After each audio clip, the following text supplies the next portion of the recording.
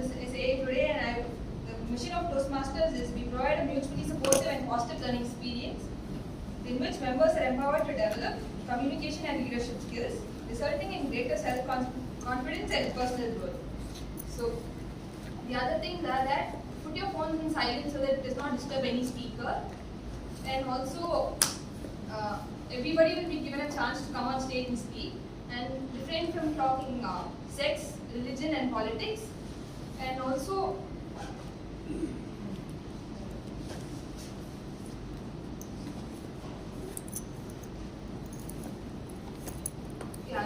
when a speaker is speaking, please don't disturb the speaker, and if you want to disturb them, you can do it in a humorous way or just pass on chits so that they're not disturbed. So now let's introduce the presiding officer. So the presiding officer has been a Toastmaster for the past 10 years and is working as IT professional as a senior project manager in an MNC, and he's also been the past VPE in this club and other club called Speak to Lead, and he also has a daughter who's been a Toastmaster